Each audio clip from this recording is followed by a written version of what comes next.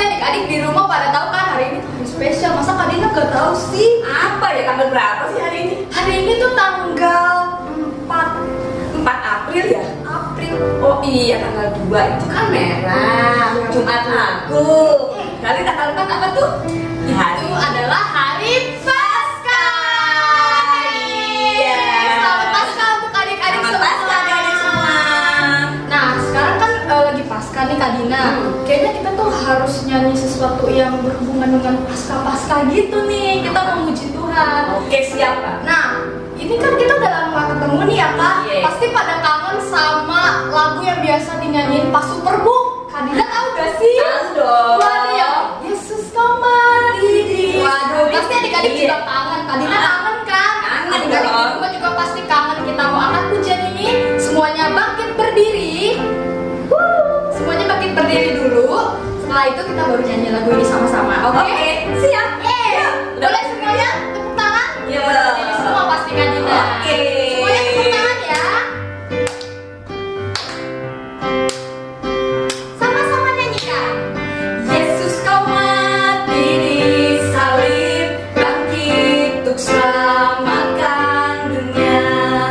Ampuni segala dosaku, kau juru selamat dan Tuhanku.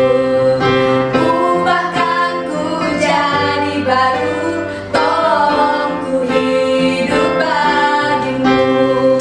Ubahkan ku jadi baru, tolong ku hidup bagimu. Adik-adik sekali lagi ya, sama-sama naikkan pujian ini. Kita bilang, Tuhan kau mati di salib untuk setiap kita. Yesus kau mati di salib, bangkit untuk selamatkan dunia. Ampuni segala dosaku. Ampuni segala dosaku, kau juru selamat dan Tuhanku. Ubahkan ku jadi baru, tolong ku hidup bagimu. Ubahkan ku jadi baru, tolong ku hidup bagimu.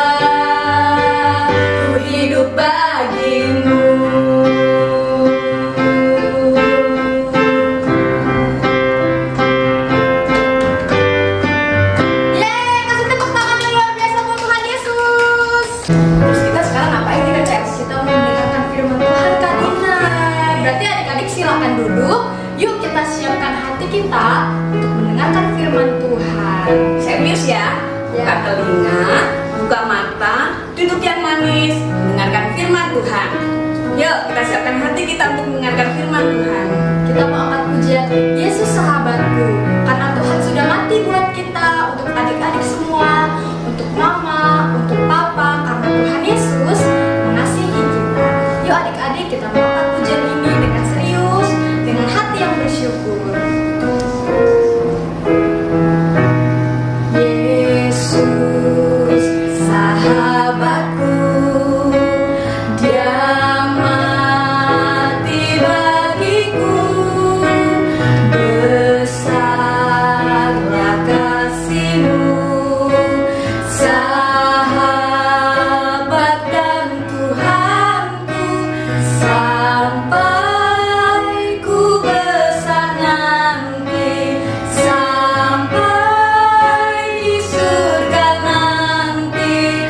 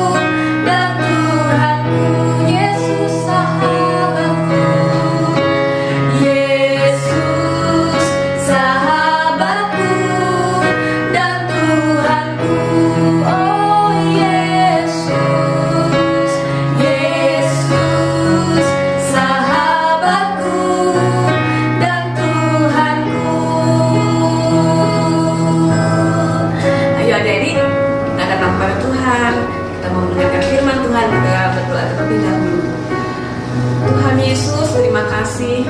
Kau sudah mati buat kami. Kau sudah menebus dosa kami. Kau sudah membasuh segala dosa dan kesalahan kami, Tuhan. Terima kasih Tuhan. Dan yang kami bersyukur Tuhan, kami tahu Tuhan, hari ini kami memperingati bahwa Engkau sudah bangkit mengalahkan maut, Tuhan. Terima kasih Tuhan, kami bersyukur karena bersama Tuhan kami selamat, Tuhan. Terima kasih Tuhan Yesus, kami menyerahkan hidup kami ke dalam tangan Tuhan. Saat-saat ini Tuhan, kami mau mendengarkan firman-Mu. Tuhan kuasai kami, Tuhan pimpin kami, agar kami boleh mengikuti firman Tuhan, agar kami semakin hari semakin menjadi anak-anak yang taat akan firman Tuhan. Terima kasih Tuhan, terpujilah nama-Mu, dalam nama Tuhan Yesus. Haleluya. Amin.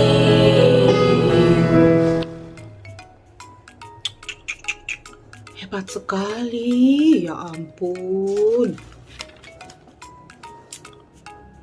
Luar biasa, ajaib, hebat Nini.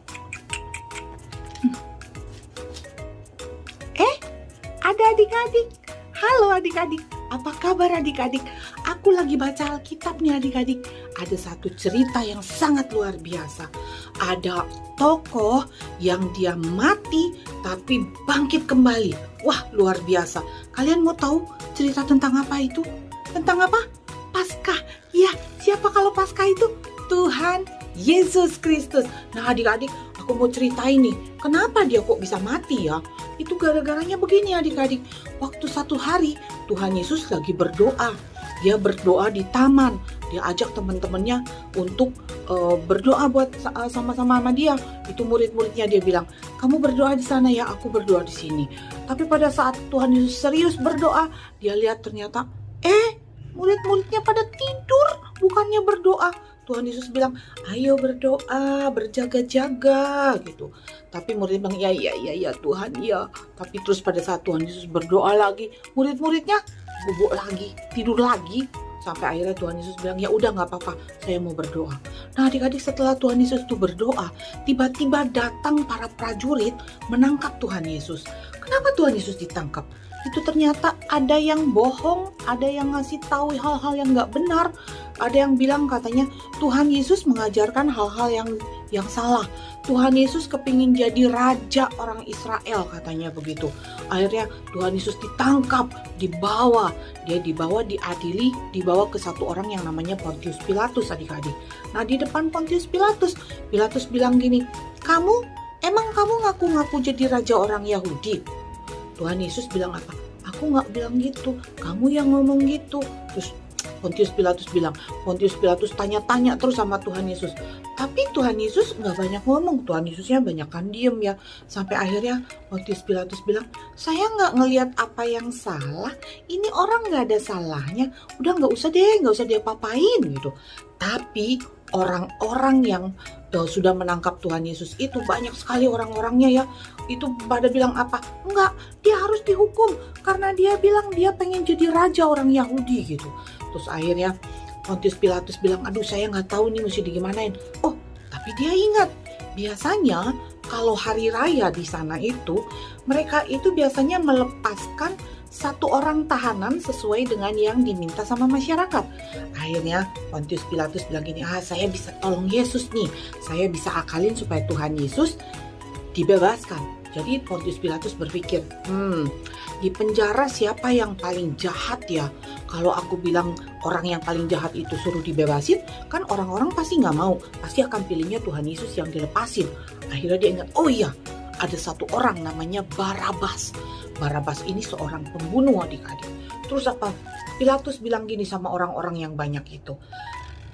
Seperti yang kamu ketahui, hari ini saya mau melepaskan satu orang tahanan. Kamu pilih, saya harus lepaskan Yesus ini atau kamu mau aku melepaskan Barabas orang yang jahat ini? Karena orang-orang itu sudah memang kepengen nangkep Tuhan Yesus, mereka gak peduli dengan Barabas. Mereka bilang apa, biarin aja dia jahat, biarin dia keluar, biarin dia melakukan hal-hal yang jahat lagi di luar, gak usah dipenjara, yang penting Tuhan Yesus itu harus ditangkap. Akhirnya mereka bilang, rame-rame bilang apa, nggak, kami pilih Barabas dilepaskan, biar Tuhan Yesus yang dihukum gitu. Semua pada bilang, hukum, tangkap, tangkap. Akhirnya si Pontius Pilatus sudah bilang, wah ternyata salah saya. Mereka tetap pilih Barabas untuk dilepaskan. Akhirnya Pilatus sudah nggak bisa apa-apa. Pilatus bilang, ya udah silakan, saya serahkan kepada kalian apa yang akan kalian lakukan kepada Tuhan Yesus ini. Akhirnya Tuhan Yesus diikat, dibawa sepanjang jalan, dia ditendang, dipukul, diludahi adik-adik. Tapi Tuhan Yesus tidak melawan. Walaupun sebetulnya dia itu Tuhan, dia bisa suruh malaikat untuk lawan ya adik-adik, tapi Tuhan Yesus tidak lakukan itu.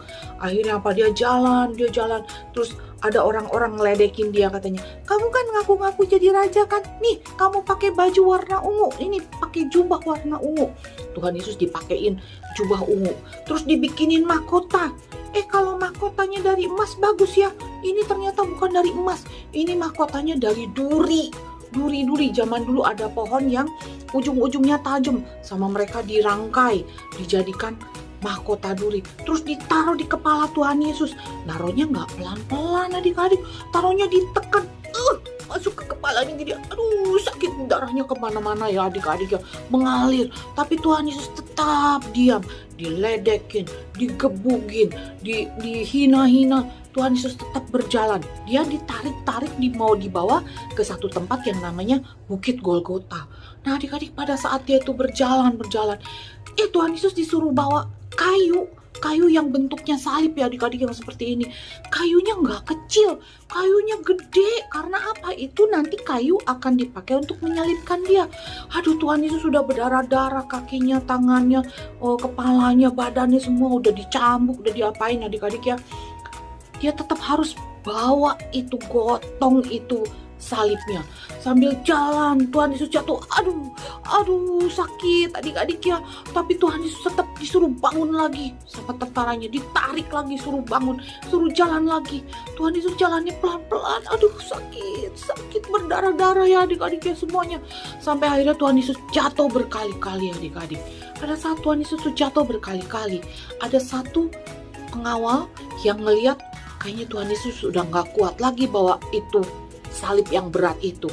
Akhirnya dia lihat sekeliling, dia lihat ada satu pemuda yang bingung, lagi ngeliatin ada apa ini pemuda ini baru pulang dari luar kota, dia nggak tahu apa yang terjadi.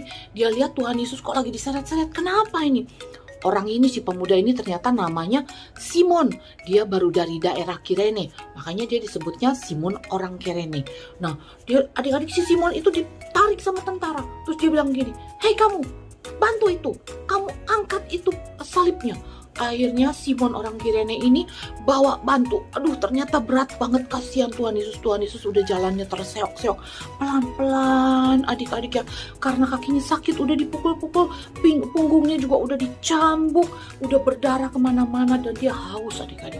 Sampai ke satu tempat yang namanya Bukit Tengkorak atau disebut juga Golgota. Nah, di Golgota ini salibnya itu diberdiriin, disiapin adik-adik ya, ditaruh dulu di lantai. Terus udah gitu orang-orang pada ngeledekin dia. Salam, hai raja orang Yahudi, ngomong gitu, ngeledekin ke Tuhan Yesus. Terus ada yang bilang, kamu, katanya kamu Tuhan. Kalau kamu Tuhan, ayo kamu lawan, kamu panggil malaikat untuk belain kamu gitu. Terus ada lagi yang bilang, kamu yang kemarin bilang katanya runtuhkan bait Allah, terus nanti akan dibangun dalam 3 hari. Padahal bait Allahnya dibuat dalam 40 tahun. Kamu bilang mau bangun dalam 3 hari. Gitu. Ayo coba buktikan. Katanya kamu Tuhan, orang lain kamu selamatkan, orang lain kamu obatin. Sekarang kamu diginiin, kamu gak bisa lawan. Gitu. Sampai ada satu prajurit itu saking ngeledekin Tuhan Yesus ya adik-adik ya, dia bikin satu kotak kecil terus dikasih ditulisan INRI. INRI itu tulisan INRI, artinya dalam bahasa Ibrani itu adalah inilah raja orang Yahudi. Nah adik-adik, itu ditaruh di dekat salibnya Tuhan Yesus. Terus Tuhan Yesus ditaruh di atas salib itu, kan salibnya ditaruh di lantai dulu ya, di tanah begitu. Tuhan Yesus tangannya diregangkan, terus dia dipaku adik-adik, di sini di tangannya dipaku, di kiri di kanan, terus kakinya ditumpangin buat dipaku lagi. Aduh sakit sekali adik-adik. Tapi Tuhan Yesus sama sekali tidak melawan. Jadi karena Tuhan Yesus sayang sama kita semua. Lalu adik-adik, kira-kira jam 12 siang pada waktu itu, awannya tiba-tiba menjadi mendung. Ada geledek, ada halilintar, kayak mau hujan gitu adik-adik ya. Terus gelap di mana-mana. Orang-orang jadi pada takut. Aduh, ini kok jadi begini gitu. Terus tiba-tiba seudah orang lihat begitu, ada yang kasih minum Tuhan Yesus, tapi bukan minum air putih atau air aqua adik-adik. Tuhan Yesus dikasih kayak anggur gitu, anggur yang udah agak basi dicolokin gitu, terus dikasih minum ke Tuhan Yesus. Tuhan Yesus nggak mau minum ya, dia udah capek sekali adik-adik. Terus akhirnya apa? Sampai jam 3, dari jam 12 sampai jam 3, tiba-tiba Tuhan Yesus yang lagi diam-diam gitu, tiba-tiba dia ngangkat kepalanya, dia teriak, dia bilang apa? Eli, Eli, lama sabachthani gitu. Artinya apa adik-adik? Artinya kalau dalam bahasa Indonesia dia bilang, Tuhanku, Allahku, kenapa engkau meninggalkan aku? Saat itu Tuhan Yesus berteriak kepada Allah Bapa di surga. Tapi nggak berapa lama Tuhan Yesus bilang lagi, Bapa, ke dalam tanganmu aku serahkan hidupku. Terus Tuhan Yesusnya mati adik-adik. Udah, akhirnya Tuhan Yesusnya udah mati, semua orang pada takut. Wah, kok udah mati, tiba-tiba langitnya udah gelap begitu, tiba-tiba terjadi gempa bumi.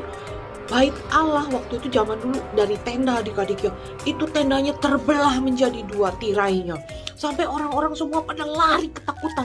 Terus penjaga-penjaganya juga bilang, oh ternyata dia itu betul anak Allah. Aduh, mereka menyesal, kenapa saya salibkan Tuhan Yesus. Mereka menyesal, tapi sudah terlambat, Tuhan Yesusnya sudah mati adik-adik. Sampai akhirnya semua orang kocar-kacir pada ketakutan.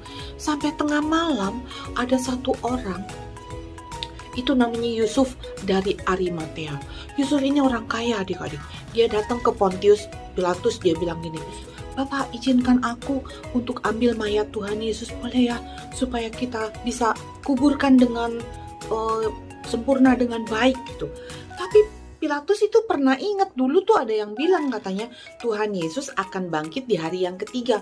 Jadi dia bilang, no, nggak boleh, biarin dia di sini aja biar saya jaga. Gitu. Tapi si Bapak Yusuf ini bilang, nggak apa-apa, ditaruh di tempat saya aja. Kalau mau dijagain nggak apa-apa, dijagain aja. Akhirnya diizinin adik-adik. Akhirnya mayat Tuhan Yesus itu dibawa, dikuburkan di dalam sebuah gua. Depannya ada batu penutup yang berat banget, nggak bisa diituin sendiri. Terus di depan di depan kuburannya ini ditaruh penjaga untuk jaga. Nah, sampai akhirnya adik-adik besokannya tuh orang-orang pada takut, pada nangis. Nah, pada hari Minggu pagi-pagi, perempuan-perempuan yang muridnya Tuhan Yesus itu, ada Maria Magdalena, ada Maria ibunya Yesus juga ya, itu pada jalan pelan-pelan menuju ke kuburan Tuhan Yesus. Mereka itu bawa rempah-rempah. Kalau di sana itu adik-adik, mayat itu sebelum mereka kuburkan benar-benar itu diawetkan kan ya, jadi dipakein rempah-rempah di seluruh tubuhnya, itu dipakein wangi-wangian, terus baru diikat pakai kain linen. Nah, ini murid-murid Tuhan Yesus yang perempuan ini pada datang ke sana, bawa perlengkapannya, bawa rempah-rempahnya. Mereka sedih sambil jalan gitu ya, mau ke kubur Tuhan Yesus. Tiba-tiba udah pas deket-deket sama kuburannya, mereka bingung, loh, kok pintunya kok terbuka, kok udah terguling begitu. Terus mereka lari, hah, kok nggak ada? Mereka lihat, kok mayatnya udah nggak ada, dia tengok kiri kanan, kok nggak ada. Terus mereka bingung, kok kemana ini gitu.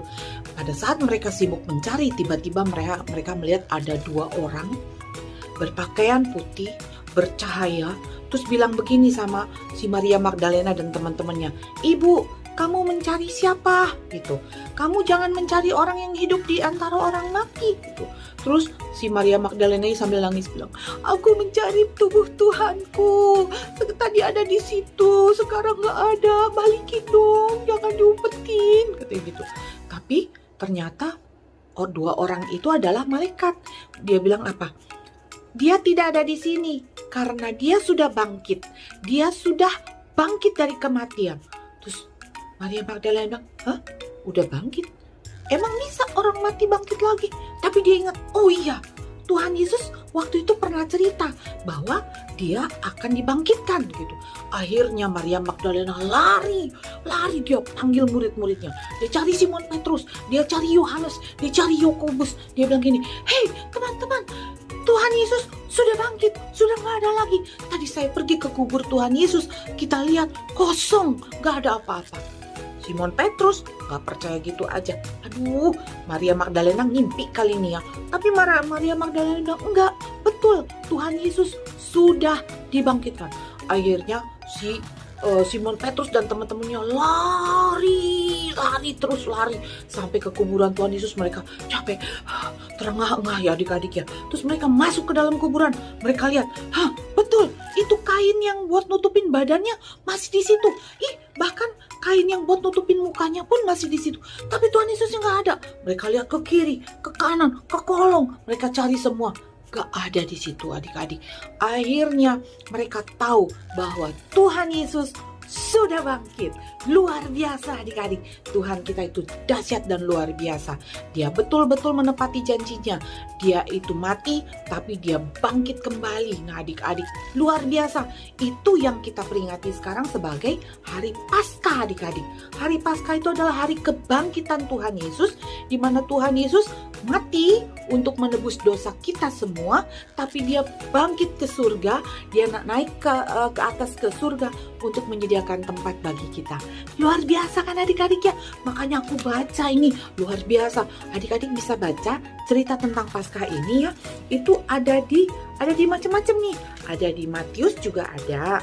Matius 27 ya, atau di Lukas 23, atau di Yohanes 20. Nih, Yohanes itu dari 18 sampai dengan 21 itu ceritanya tentang Tuhan Yesus mati lalu dibangkitkan. Itu ceritanya di situ. Nah, adik-adik, selamat Paskah. Tuhan Yesus benar-benar bangkit buat kita semua. Ayat hafalannya apa? Ayo kita sama-sama lihat. Di Yohanes 11 ayat 25. Kita baca ya, sama-sama ya.